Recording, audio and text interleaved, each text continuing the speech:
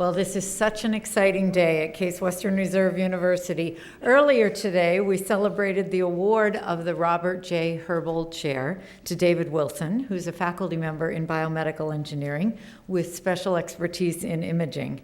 And Dr. Herbold offered some very brief remarks then, and those of us who had the opportunity to spend time with him at other points in the day have gotten a little hint of what is to come in tonight's lecture, but let me tell you now, you're all in for a real treat. Before I call our speaker up here to the stage, I do want to take a few moments to tell you about this remarkable executive.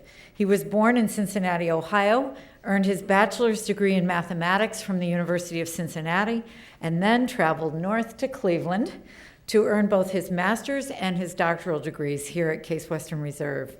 With his PhD in hand, he joined Procter & Gamble.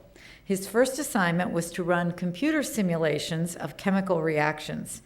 Over the next 26 years that he spent at Procter & Gamble, I think it's fair to say that Dr. Herbold significantly broadened the range of his responsibilities at P&G. Instead of running computer simulations, he ended up running the corporation's entire computer system. Instead of modeling chemical reactions, he started following customer responses. In fact, his last years at P&G, he spent leading the marketing efforts there. So after all this time moving away from his hardcore computer science roots at Case Western Reserve, what did he choose for his next professional move? Well, Bob Herbold went west to work as the chief operating officer for the single largest developer of personal computer software in the world, Microsoft. To say that this experience involved a bit of a culture adjustment is probably more than an understatement. In a 2002 article in the Harvard Business Review, Dr. Herbold explained that he consciously toned down his wardrobe for the first day on the job, trading a suit and tie for khakis and a sports shirt, and I'm sure that played really well at Microsoft. Compared to the kids in cut-off jeans, shorts, and sandals, he was still overdressed. But he said in the article he had to admit that his khakis were pressed. Oh, you can't take the Midwest out of the young man, can you? Over time, Dr. Herbold persuaded his Microsoft colleagues that creativity and discipline can actually coexist. By standardizing certain procedures and implementing some essential software, he helped Microsoft achieve some unprecedented efficiency in his time there. Operating expenses fell from 51% of net revenue to 40%, which saved more than $2.7 billion. I think we should send you to Washington, D.C., Bob. $2.7 billion. So his advances saved Microsoft an amount equal to nearly twice Case Western Reserve's total endowment. And if that number alone doesn't have you waiting on the edge of your seats for his talk, let me offer just a couple of other pieces of data. Since leaving Microsoft, Dr. Herbold has gone on to write 2 books, serve as a senior executive in residence at the INSEAD campus in Singapore, and in 2008, he wrote a provocative editorial piece in the Puget Sound Business Journal entitled, "Does the U.S. Realize It's in Competition?" The final 2 sentences of his op-ed piece are these. Quite simply, he wrote, we are getting beat by some very aggressive competition. It's time to wake up in Washington, D.C. And he even concluded with an exclamation point. In short, Bob Herbold has it all. A superb education at Case Western Reserve University, experience at 2 leading international companies, and true passion for the future. We are delighted to have him back on our campus to give this distinguished lecture. It is my honor to present to you Dr. Robert Herbold.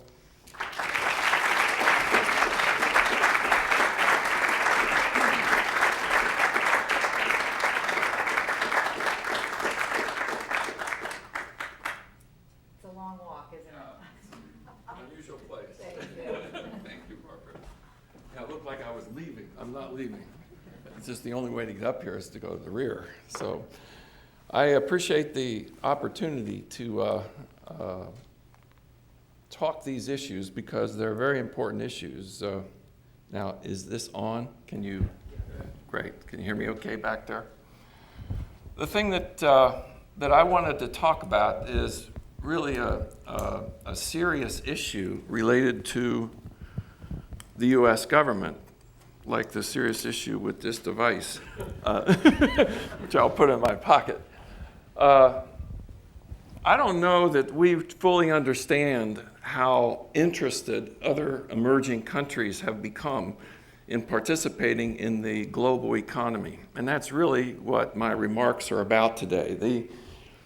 We now have some competitors, and that's to some extent a first in a long while relative to the United States, because we have been on top. But the fact is, today, it's a different world. So I want to go through a set of slides as we go through this. If there are burning questions or comments that you have, pipe up, and we can talk about them. We should have time at the end in regard to some lively Q&A, hopefully. But let's go through the slides and dive into this subject.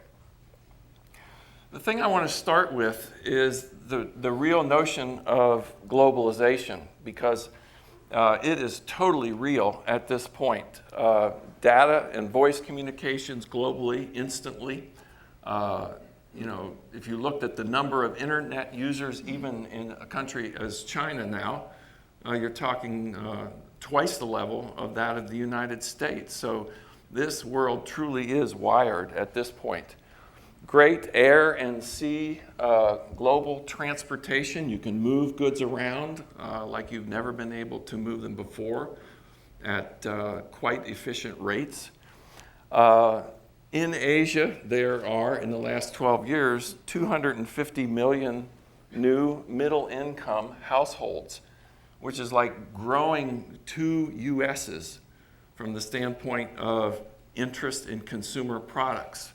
So if you're a company like Procter & Gamble selling practical things like shampoos and toothpaste and disposable diapers and the like, this is like 2 US countries emerging, needing the staples on an everyday basis. So this has been an explosion of possibilities for multinational companies. So it truly is an amazing world compared to the past. One thing that is occurring a lot more based on the education that we're seeing in a lot of these countries, namely a lot more university education, is that products and global R&D are a reality. It used to be that people thought of China as a manufacturing hub for a lot of products. Still true. In fact, some of the manufacturing has left China because it has become a little too expensive and gone down to Vietnam or to Malaysia. But now what you're seeing is the emergence of R&D centers in China that are really increasing in size. So it truly is a different world than what we had in front of us 10 years ago or 15 years ago. An example, if you bought an iPhone today, you would look at that and say, well, it was manufactured by an outsourcer in China by the name of Foxconn, who happens to be a huge operation based out of Taiwan, has a lot of their facilities in China that makes most of the consumer products these days. The memory in that device came from South Korea. The screen, which is quite sophisticated in that device, came from Japan, where they're world class. The microprocessor was made in Taiwan, and the software came from Cupertino, California. So it's incredible how products are put together today. This is the reality of the world that we live in. Now, multinational companies are becoming quite global virtually. Now, what do I mean by that? Basically, a company has to look at a particular task and say, okay, where can I get this done the cheapest? And secondly, where can I get it done without giving away any quality whatsoever in terms of the task? So people are looking for adequately talented, available personnel at very, very attractive rates, given the task. And no company has followed this globally virtual theme more than IBM. In the course of the last several years, they built a resource center in Brazil that has 13,000 employees, and on a global basis, they've hired 90,000 people in China, India, and Brazil in the last 36 months. The way IBM operates today is, suppose Bank of America wants to do their fixed asset system over. That may be old and they want to hire IBM to come in, do the design, and do the implementation. The way IBM operates in their global services unit today, that has the kind of resources that could do that task, is they literally pull up databases in regard to where is the talent that can do this task, where is it located, is it assigned to a project today or not, and if it is assigned, when will it be free? And they assemble the team basically online, pull those resources together, get the assignments made, and you might have 5 people in the Brazil center and 8 people over in India that are working in a different time zone, which is a huge advantage in terms of getting the project expedited. And a coordinator might be somewhere else on the planet. So they're really totally operating in a globally virtual manner. So this is a gigantic change in the way we think about commerce these days for multinational companies. So in that context, given how global things have become, the key question for us is, where have we been in the past and what should we do in the future in order to maintain our leadership? Well, first of all, what has been our core competitive advantage as a country? Really, it's being the leader in global innovation. If you think about the last 100 years and say, what have we done really well that has driven this economy and consequently driven the country? It's really innovation. Specifically, we, the US, over 100 years now, have been creating entire industries right from the start. And it goes back to automobiles, followed by the steel industry, chemicals, materials, pharmaceuticals. We invented the pharmaceutical business. It grew up here. It's become a global business, truly. But the fact is, this is what we're good at. Information technology, it was all born here. Now it's totally global. Biotechnology was given birth here. It's becoming much more global. It's not as global as it will be in 5 years, but the fact is we're the inventors. And similarly with the internet. This is truly what we're good at. And what happens typically once one of these industries gets invented, gets established, the products start moving around the world, and the tasks associated with those industries start moving around the world based on the economics. So that, for example, if you're in the pharmaceutical business, you have big research needs. What have emerged over the last several years are big R&D centers for the pharmas in China as well as in India because of the talent as well as the cost. Anyway, let's take an example, the personal computer. If you go back to 1967, there was a guy named Doug Engelbart. I think if you had to name one name in terms of an individual that was responsible for the ingenious ideas that ended up being the personal computer of today, it would be this guy at the Stanford Research Institute. Often he is viewed as the inventor of the mouse that you use with your PC, but the fact is, he really invented the graphical user interface, the point-and-click model that makes it extremely easy for you to move around that machine and pick what you need, highlight it, bring it up, put it away, etc. That led to an article in Popular Electronics in 1975, which Paul Allen and Bill Gates jumped all over because it was about a product called the Altair 8800. And within months, Gates and Allen had put together the basic operating system that could be used to actually do some work of meaningful nature on this machine. These were two kids that were simply wildly enthusiastic about computing. But this really is the start. That led to the Apple II, which was Steve Jobs at his best in terms of innovating with a guy named Wozniak. That led IBM to say, well, I guess there's going to be a business there, although they didn't take it seriously because, in fact, several of the scientists within IBM said, watch out, this is going to take over the industry. And the executives at IBM said, no way, those are dinky little computers. Don't you know we make all our money on mainframes? That's where the business is, big machines. So IBM would not give this team that put together the PC, they wouldn't give them the resources. So they got the design ready and they said, we need a chip. Can IBM set aside some of the chip developers to make a chip for this IBM PC? They said, no way. You go out and get that from some vendor. So they signed a deal with Intel. Unfortunately, they didn't make it exclusive. Okay? They also needed an operating system. IBM had tons of software engineers. They went to the management, said, give us some talent so we can make an operating system for this thing. No way. You're playing with toys there. We sell mainframe computers. That's where we make all our money. So what happened? Well, they went outside again and ran into the two kids up in the Northwest who had produced this basic compiler for the Altair 880. So that's when Microsoft was really put on the map.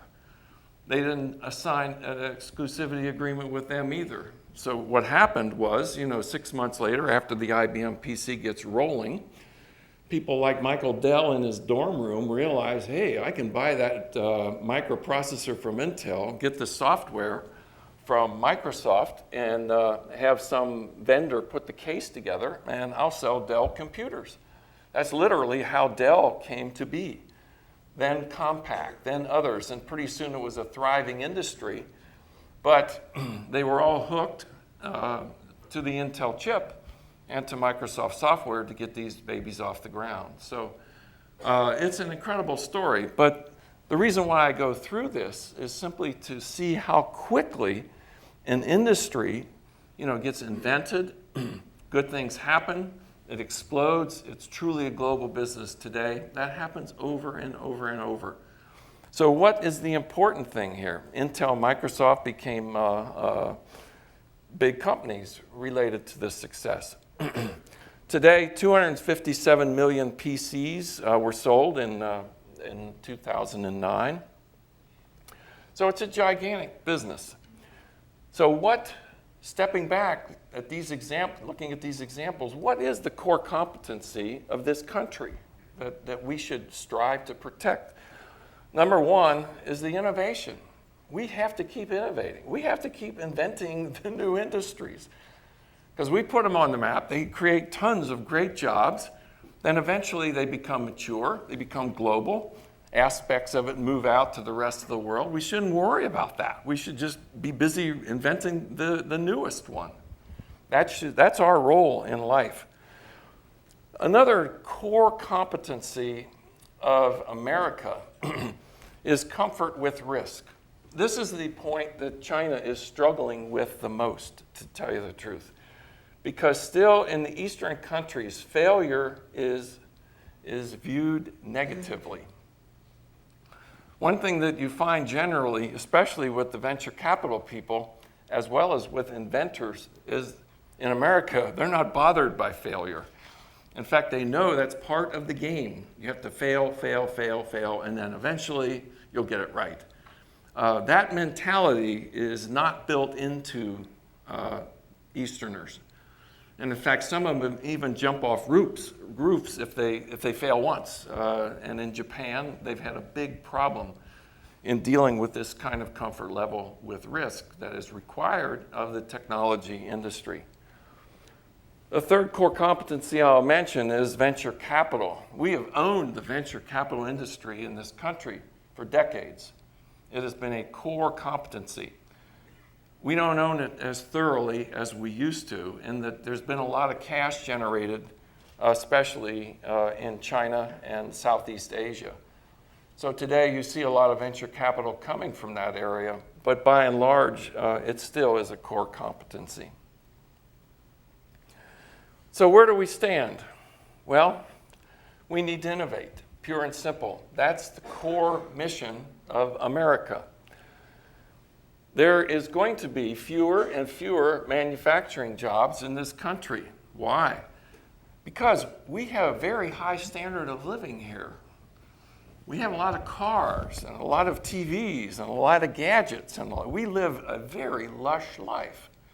And there are parts of the world that their standard of living is not nearly as high as ours.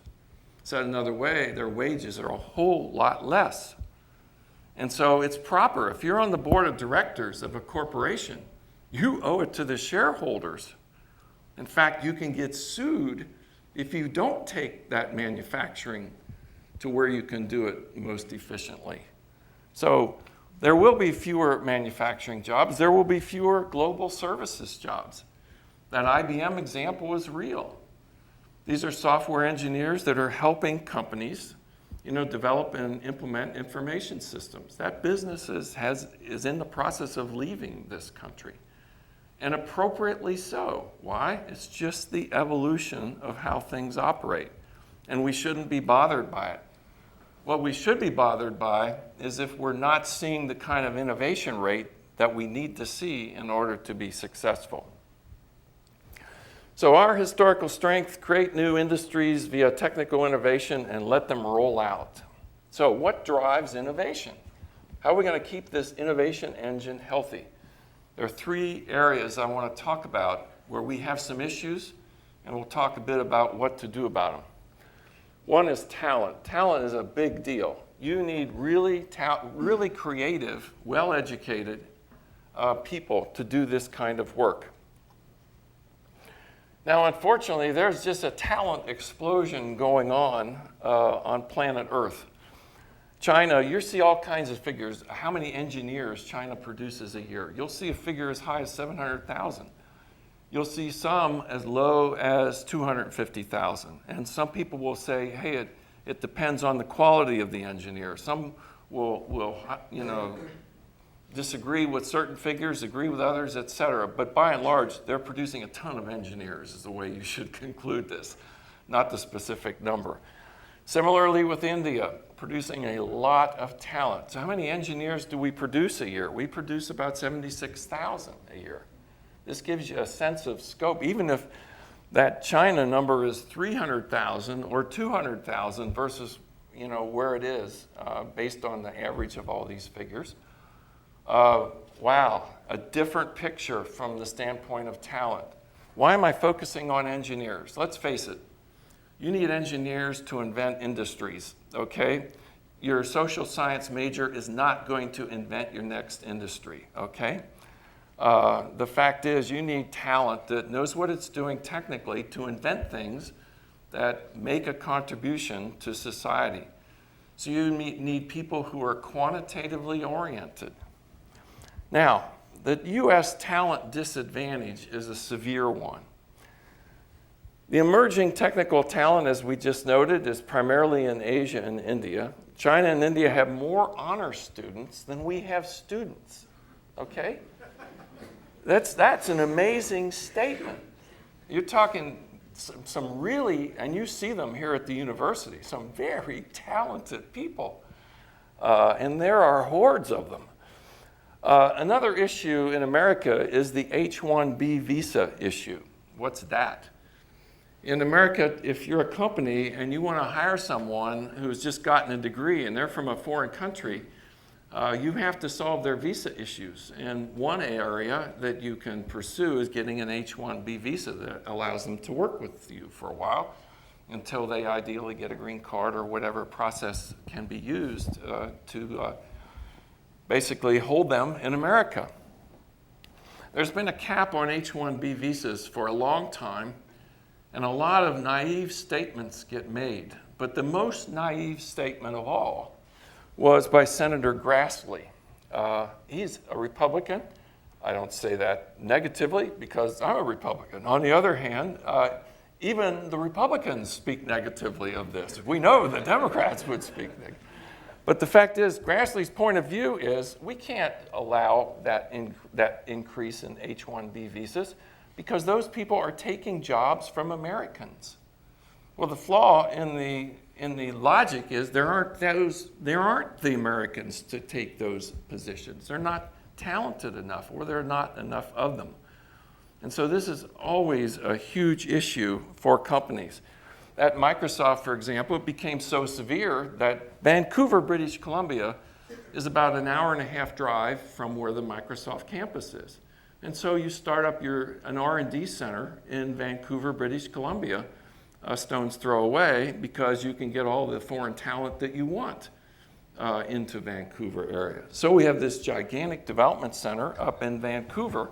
We'd love to have it down on our campus in Redmond, Washington.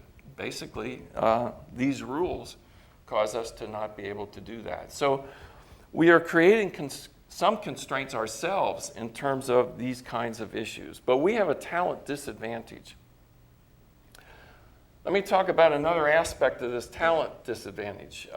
From about 2002 until 2009, I was on a council called the President's Council of Advisors on Science and Technology. That's the president of the US. So you get together about 4 times a year, meet with the president, find out what the issues are in his mind from a science and technology standpoint, form these task forces, and go to work, and they assign a bunch of talent from the White House staff of science and technology policy.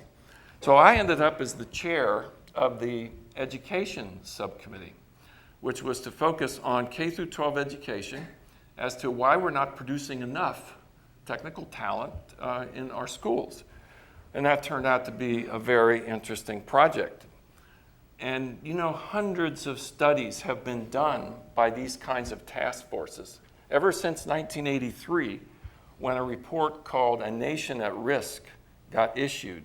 There have been hundreds of big studies like this one. They all say the same thing indirectly, which is we need quality teachers, because quality teachers are the single most important ingredient in turning out quality students. Now, we have a problem in the United States with quality teachers.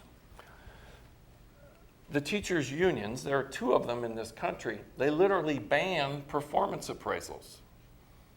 And they fight it tooth and nail. For example, right now in New York, they're attempting to install performance appraisals. The union has them on the run.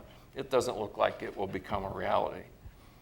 The union, the 2 teachers union, is just adamantly against this. They think seniority is the only way to measure a teacher. Now, what does that cause? This is the most amazing statistic, I believe, you'll take away from this talk today, which is if you're a high school student in America going through a K-12 school, public school, 56% chance that your science teacher, your physical science teacher, is taught by that you're being taught by an out-of-field teacher. Namely, the teacher has not even minored in science. Now, many of us in this room, when you say, well, how did you end up in the field that you ended up in? Most of us will say, that's because we've had some great teachers who really excited us about that. In my case, it was Brother Flynn in high school, and it was Professor Richard Varga, who is sitting in the front row here at Case Western Reserve. These are the kind of people that can cause you to say, wow, that's fun. I think I'm good at it. I think I can have fun. And all of a sudden, you end up making a career of that. It happens all the time to people. If you have a teacher in front of you that is about 1 day ahead in preparing the material because they're totally unfamiliar with it, you don't have a ghost of a chance for that student to get excited. That's a core issue. Now, it gets worse in terms of middle school. That's 7th, 8th, and 9th grade. That's a 93% chance of being taught by an out-of-field teacher, virtually certain. You're being taught science by somebody that doesn't know what they're doing. And that's a doggone shame. Why is this happening? Because we have a lot of teachers that are frankly unqualified to excite our students about the most important area in terms of maintaining the livelihood of this country, which is to excite them about some of these technology areas so we can continue to be the king of innovation. So this is an important issue. Now you might say, where in the world do they do a good job with K through 12 education? Who are the all-stars in this area and what's different? I want to talk a moment about Singapore because having gone through this experience with this President's Council, I got very interested in this subject. And I also ended up for the last several years living half-time in Singapore because my wife was there full-time. And what I learned was absolutely fascinating as to how they run K through 12 education. As you know, on a global basis, when they test science and mathematics, Singapore is always in the top 3. A few other countries are also high, but these guys always are very close to the top. A teacher, a K through 12 teacher in Singapore has to come from the National Teachers College. They must take a 4-year program and get a Bachelor of Arts in Education through that program. And it is very tough and it's very prestigious to get in. It's very difficult to get in. Secondly, if you do graduate, and most, it's tough to get in. Once you get in, most of them make it because they're so studious.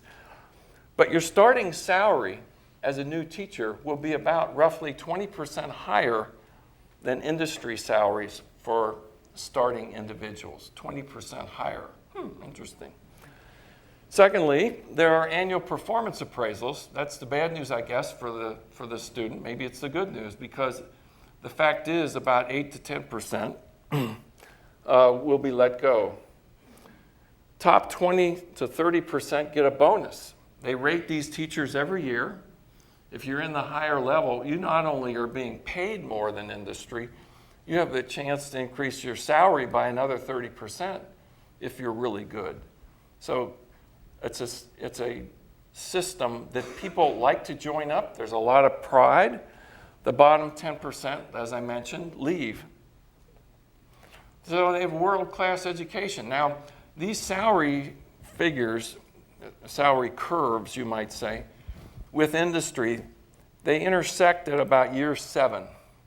So that after the 7th year, you're making less than the people in industry. But by year 7 or so, you can qualify to be what's called a master teacher, which is very prestigious. And so a lot of the teachers who have survived the 7 years end up being master teachers and with a great deal of pride. So it's one heck of a system, and it's not surprising that the students in Singapore, A, are really pushed hard, but secondly, are quite excited about science and technology when they come out of this. It's, as I mentioned, very prestigious. Now, what are the, some bad news here in terms of what are we going to do? What could we really do? Performance appraisals for teachers should be simply a must. Somehow in this country, we work so hard on a health care bill. Why can't we just pass a piece of legislation that said, hey, unions, you don't have a choice. You have to do performance appraisals. Secondly, you have to reward the strong and you have to terminate the weak. You give them warning so that they have a chance to improve, but you need a system where there's some pride in it in terms of doing well. Our top students in this country, they want to be challenged. They want to contribute. So what happens is, one of the most interesting statistics coming out of that study we did is if you look at people who end up in the education colleges on our universities, the majority of them are coming from the low levels of SAT scores. Said another way, we're just not attracting the best and the brightest into teaching, and we have to do that. And if we had this kind of a system, it would help. You should give pay premium for math and science teachers. I mean, they're contributing, there are fewer of them, they're a scarce resource, so let's pay them appropriately. That's what the market should be doing. We should have unlimited H1B visas. If Microsoft or Intel needs employees, they should be able to hire them. And lastly, when someone gets a master's degree or a PhD, we should attach a green card to the diploma from a US university. We we had this proposal in our final report coming out of this President's Council, and the Department of Education in Washington, D.C., the White House made us send this report through the Department of Education to, I guess, sanitize it, so to speak. They came back, they made us take this out, okay? They were so incensed, they said, you know, we just can't live with it. The teachers union will be at us so hard that you have to take it out. So, and make a long story short, I won't tell you the stories, but it was ugly. But so we had to take it out, but that is a smart idea. I mean, you know more than anyone the number of foreign-based students that are here in graduate programs for a master's degree and a PhD. It's an insult not to give them a green card when they graduate. That's what we should be doing. No extra funds are needed to do any of this, by the way. Why is that? K-12 education is swimming in money in this country, drowning in money. 52% of that money is used for instruction, okay? 48% of the money is used for something else. Administration, tons of administration. You could probably save 20 percentage points just by letting go 80% of the administrators and keeping 20%. And I'll guarantee you the place would run a lot leaner because there'd be fewer meetings, fewer emails, et cetera, et cetera. You just don't need all those bodies. And so, you know, if you had the opportunity to really get in and do this right, there's just massive things you could do to improve this system. Anyway, we need bold ideas, period. Now, let's go further. In terms of talent, the next thing I want to talk about is tax rates. This is a serious issue. Lots of people don't understand how punishing it is to be a U.S. corporation. What do I mean? We have the second highest tax rate in the world. Only country with a higher tax rate than America is Japan. But 35% is absolutely punishing. So what do you do? We're also the only country, by the way, to tax foreign profits. So that if an Intel sells a chip over there in Asia, were it to bring those profits back to the US, it would get taxed those profits as well. All other countries only tax your profits that are made in the particular country of origin. Now, how do US-based companies cope? Well, for example, in Microsoft, you make a deal with the Irish government. Actually, the Irish government comes to you and offers the opportunity for a 10% tax rate.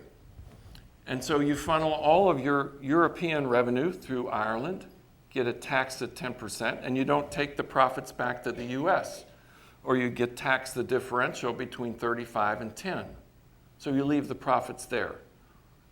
I was in my office in 1995, and 3 representatives of the Singapore Economic Development Board show up. They had made an appointment, and they say, here, we're here to offer you the same deal you have in Ireland. We've been studying what you're doing from a tax standpoint, and we want to offer you 10%. So you would pull your Asian revenue through Singapore, tax at 10%, leave the profits there, invest them from Singapore, so that you don't get taxed the differential between 35 and 10. So what does a company like Hewlett-Packard or Procter & Gamble or Microsoft, or what tax do they really pay? They pay 35% on what they made in the US. And most of them are smart enough to take the rest of that business and keep it offshore. You, as a board of directors, would get sued by your shareholders if you didn't do that, because it's such an obvious step these days.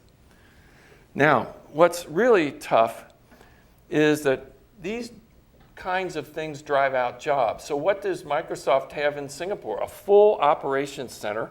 Because we had people there, we're starting now to move some R&D people there. The same holds true in Ireland.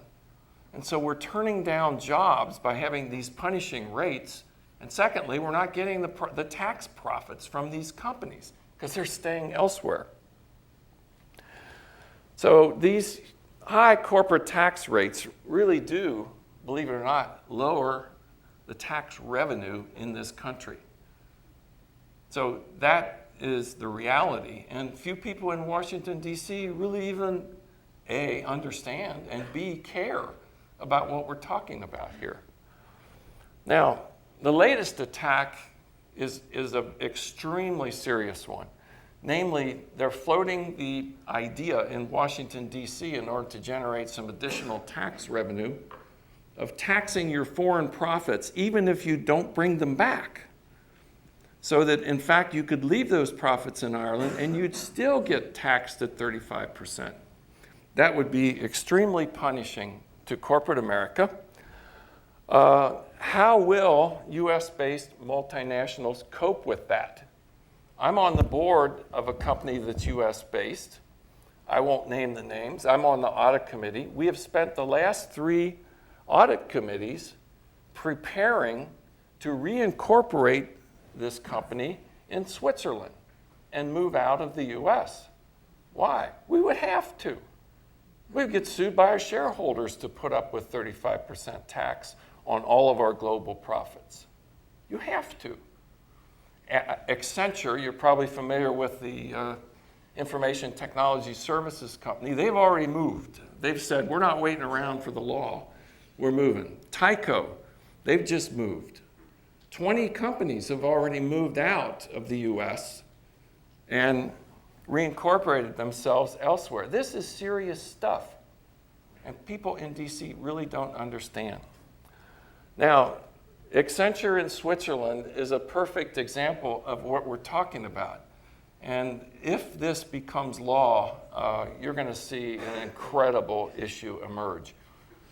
There is a contingent of companies, including Procter & Gamble and Microsoft and others, that are working hard in Washington, D.C. to try to have the members of the House and Senate understand this. But somehow it continues to be a live possibility. So it's a serious deal. What are the bold ideas? Obviously, if you cut the corporate tax rate to 20%, as an example, you'd actually make more money. Because, in fact, you're on a company such as Microsoft, you're getting 35% on their US business. You're only getting, nothing on their other 2/3 of their business. And you would actually lure them back because you'd prefer to have those people here in this country. You can coordinate your company better.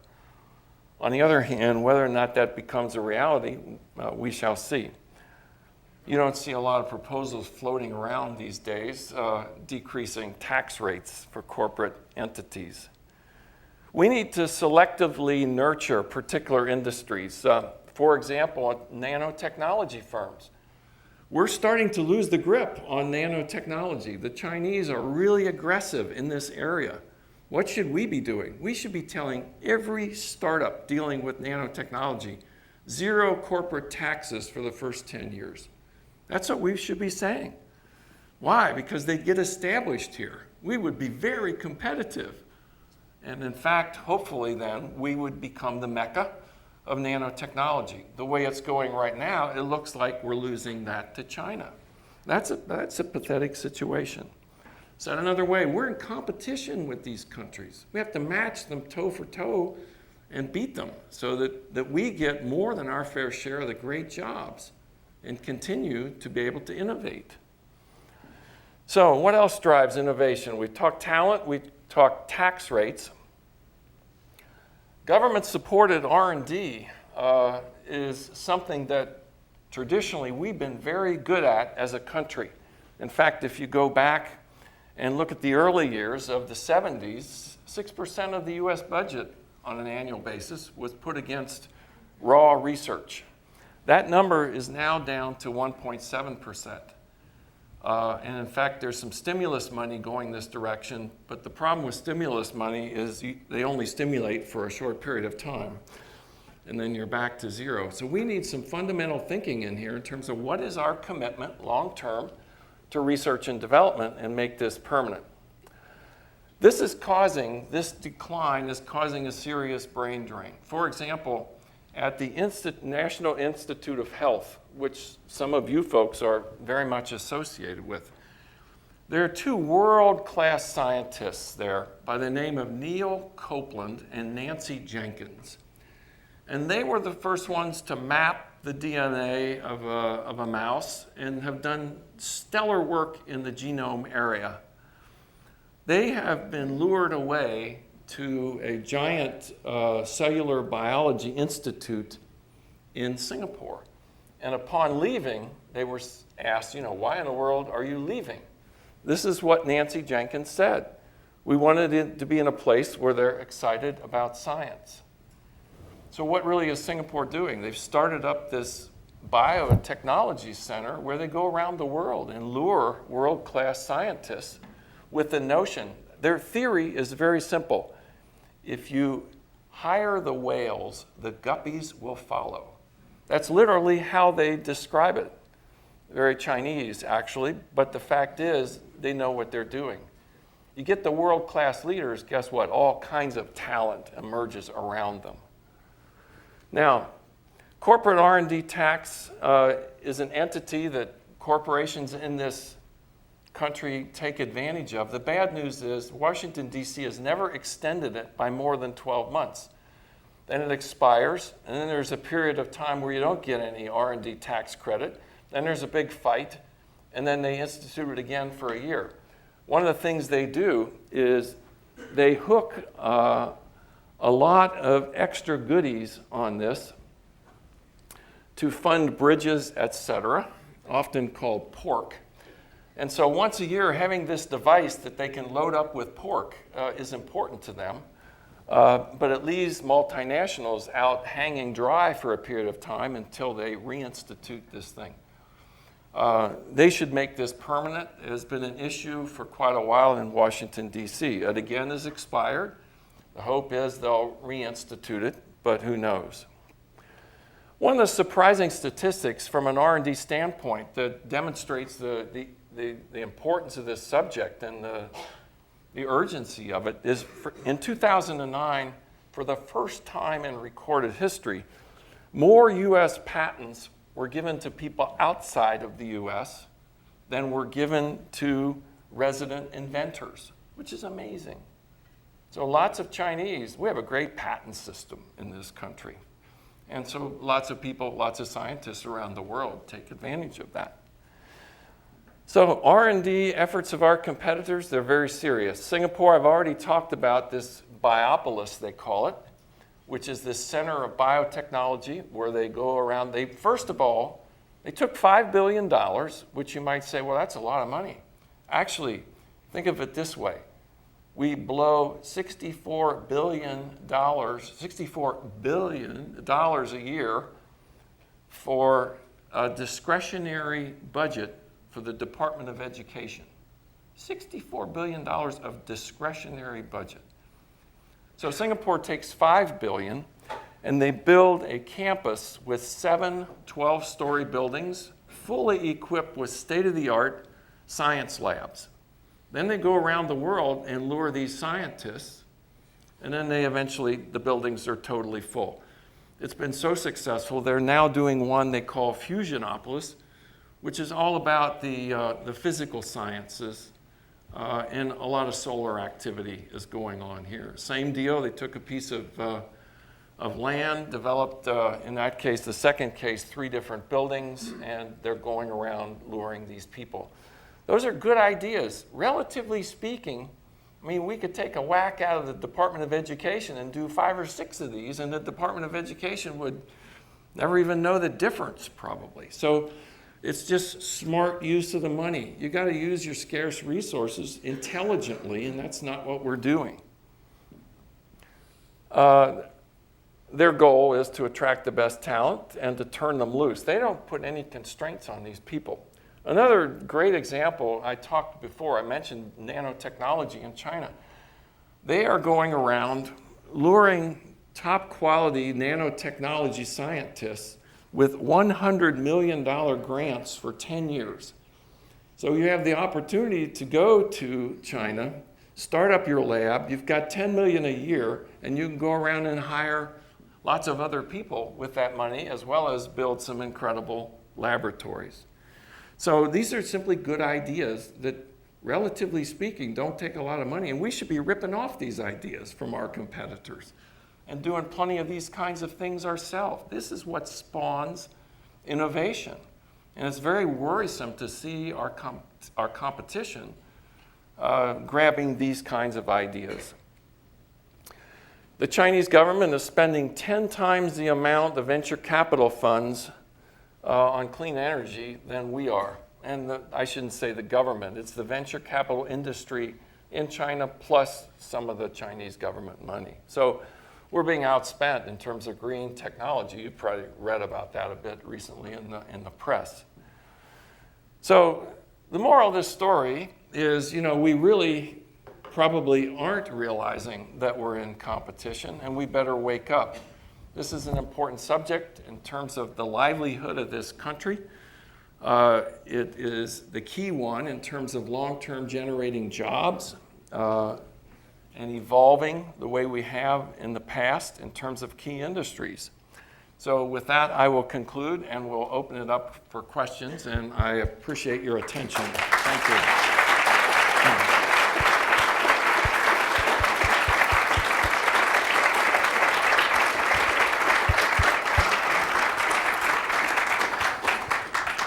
We have time for a few questions if there are any. Yeah. Hi. The light is so I can't even see. So you talked about corporations as a response to coping with what the government's doing poorly, moving out to foreign countries to keep their profits. Isn't it just as likely that if a corporation that had $5 billion or $10 billion to invest could go to the government and say, give us a tax break, and we're going to build the Biopolis here? And why isn't that an option instead of running from your own country where you got your start?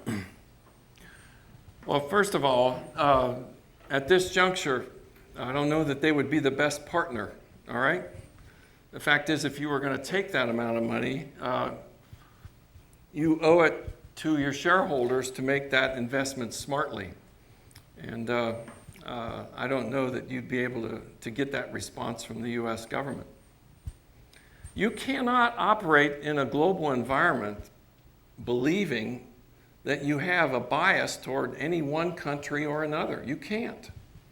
Now you say, wow, aren't you an American? Of course I'm American. But the fact is, you've got global competition, and you've got to go where it makes common sense to go.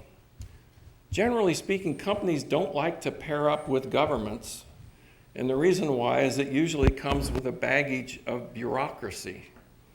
And that is certainly the case in European countries and also here. So I understand your idea and the sense of frustration that you get, but the fact is these companies are in competition on a global basis. Globalization is real. Other questions? Yeah. Hi. There seems to be recently a demonization of corporate America in general as far as investing in new ideas. And I wanted to know, has there been any consideration to the American culture on how they can change this perception to actually make them realize that it is a global competition, but in America it doesn't seem like we're barely holding on to our jobs here, but we're seeing it as a tug of war. So I wanted to know, has there ever been any consideration for the culture? Well, I think that is an education task for, the country. I think that most people who read periodicals on a regular basis understand the kinds of issues that we're talking about here. But the fact is, you're correct. There's a lack of awareness of the reality of the situation in some surprising corners of the U.S. Yeah. You had a further comment? Do you think that there will be enough time to actually change this perception compared to the amount of money investments that other countries are moving ahead with science and technology? I think it'd be a huge task. And the reason why I say that is the insular nature of the way politics is evolving in America. It's becoming so insular that it's frightening. I wish I could give you a positive response, but you asked the question. I think that unless we see a dramatic change of attitude, I'll give you an example. And I'm not picking on President Obama, but to delay by 3 days a trip to Indonesia and to Asia, and then at the last moment pull out completely, you can't imagine how devastating that is to those countries, because we are viewed as the king of the hill, okay? We are viewed as the beacon of hope and progress. And to have that kind of treatment, I mean, it's rude. And so from the standpoint of, we have a lot to learn in terms of acting globally as a country. One of the things that companies have had to do is they don't have an option, okay? You're going to lose business because your competitors are going to teach you how to be global if you're not going to participate, if you're a large company in some of these industries. So one of the things that I've personally enjoyed about industry is they keep score, okay? And so you have a bad quarter or a couple quarters, believe me, you react very, very fast and very draconian to repair those problems. You have to.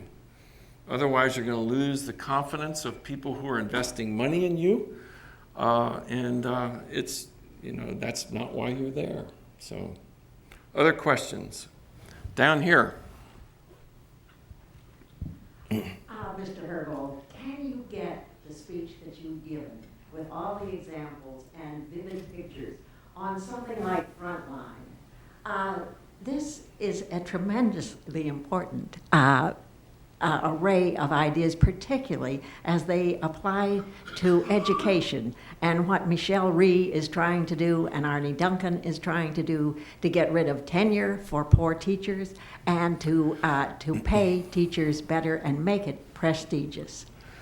I can guarantee you that the education part of this has been exposed to more people than you would ever imagine. And the thing that is striking is the vehemency with which it will be rejected by the unions. I guess it's not surprising, though. They're fighting to protect. Now, you're going to hear some biased statements. I'm about to make some very biased statements, okay? But the fact is, these teachers' unions exist so that they can continue to be successful teachers' unions. They do not exist in order to improve the quality of the students, in my estimation. They're very powerful. Averagely, a union member pays averagely about $110 a year of dues. That dues goes into a war chest, and there are now about 3.4 million of these teachers. So that is $340 million of powerful lobbyist money. They are the most powerful lobbyist group in America. We also have a core problem in America in that we have career politicians. So if you're a career politician, and if you're a member of the House, you have to get elected every 2 years. The last people you want to disappoint is the teachers union, okay? Why? Because if you behave yourself, you get lots of money from them, okay? So that's why you don't see the real legislators, they wouldn't touch this with a 10-foot pole. And that's why the unions keep just bashing away at it. So it's a very hard problem. That's why I think that from the standpoint of the core change on this front, it's got to come from the very top with one swipe in terms of how we're going to run this railroad. And now I say that because I'm from industry. That's the way we solve problems, You just jump all over it. Politics in this country makes it very difficult. Now, what that says, though, is our competitors are capable of taking an issue like this and going right to the core. And we're not. That's very disturbing. So There are lots of issues that are floating around here that are vitally important, but those figures don't lie. And I particularly strongly believe, and McKinsey just did a massive study about a year and a half ago on K-12 education in America. They came to one conclusion, which is our teacher quality is completely inadequate and our system for rewarding teachers is inadequate. So this is yet another one of the 100 studies that say the same thing. So you're on the case. But I can guarantee you this data is readily available. When Lou Gerstner retired from IBM, he launched one of these studies. He was going to save education in America. Well, guess what? It's just another report, okay, saying the same thing. And we need something very decisive here and very confrontive with the teachers' unions. I told you I'd be biased on that one. Yeah? One more question. Okay. So when I was a teenager in Ohio, honors classes in our school system were eliminated because they would damage the self-esteem of students not selected to be in the honors classes. And I think this cultural trend has accelerated since that time. Recently in Berkeley, for example, there's concern about science laboratories not being sufficiently representative of the total student body. And yet when we grow up, we are in a competitive world, as you described. How can we reconcile our aspirations as a society to succeed with our cultural need for hope for everyone? Yeah, we have the proudest group of mediocre performers that you would ever imagine. And that's a shame. It's because of the kind of thing that you're talking about, and that's obscene. I mean, the real world fact is, I don't care what line of business or what line of government or education you're in. The fact is, you need to excel. You need to do good work. You want to do good work. I mean, human beings are put together in a way they want to have pride in what they do. And so to teach a kid that you don't have to keep score in baseball, what kind of silliness is that, you know? There's a loser and a winner, you know, and you need to want to be on the winner's side, and you'll eventually get there if you practice enough. And that's core to how this country was put together. We were talking earlier this morning, the core competency that our forefathers saw in this design was personal responsibility. The government should exist to help us to defend the country, and when bullies attack us, they should be there to prevent that from occurring. But the fact is, you can't make life lush for everybody. That's not the role of government. That's called socialism, okay? What our country's supposed to be built on is a free enterprise system where people take personal responsibility and learn what they need to learn and figure out what excites them and somehow contribute. And if we don't keep that alive and well in this country, here we go, right to being a French country. So that's the way it is. We'd like to take one more question from the next generation. So why don't we take one more question, since it's all been about the next generation. So we're going to take one more question from maybe the next generation of leaders. All right. So I kind of had two questions. So you talked about it's a two-part question. That's good. I'm impressed. So the first part is you talked about doing performance evaluations for teachers, but I don't know how you do it unbiased in that, okay, say you teach at a school where, you know, the parents are really pushing the students, you know, to learn. So they have a lot more, you know, desire to learn, you know, or a lot more pressure to learn. And then you have a teacher that, you know, teaches where, you know, people don't really have the kind of influence. You know, how do you do the performance evaluation on that? And then I guess the second question. Stop right there. Okay. Because one thing that a lot of people have the impression that a performance appraisal is totally quantitative. Okay? It's actually quite qualitative.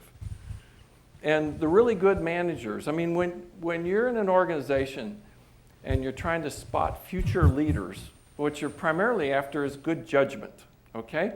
And so the person with good judgment would look at the situation and say, wow, this is a disadvantaged bunch of students coming from parental situations that are terrible, and this is how the teacher performed in that context, and compare that to how other teachers have performed in similar contexts and grade accordingly. So the answer to your question is you got to be smart enough to see that difference and realize also that performance appraisal is a subjective entity. There are some quantitative things you'll pick up, and some jobs are more quantitative than others. But this isn't about test scores. You know, sure, test scores are important, but there are many other factors that you would say, wow, it's a good teacher. You know, I think probably the most important thing is sensing the excitement on the part of the students. I mean, do they love this teacher? Do they get excited about what they're doing in class? Do they really get involved? You know, you want teachers that are firing up students. So that's how, you know, yes, the situation can be vastly different, but you still have to face up to the task that you're trying to evaluate these people in the context of how other teachers would do in that situation. Now, what was your second question?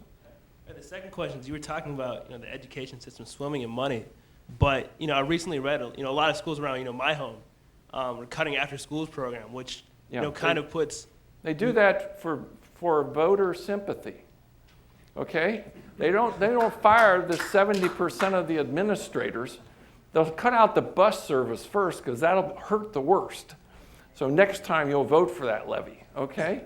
The fact is they're fat administratively, and there are numerous studies of the Catholic school system, at least the way it has been run traditionally, in terms of the percent of personnel that are on administration versus instruction related.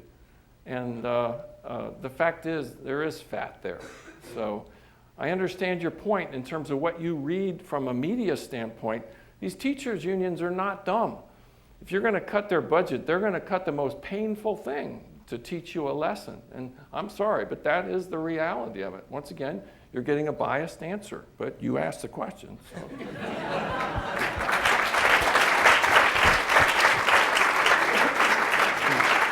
Thank you.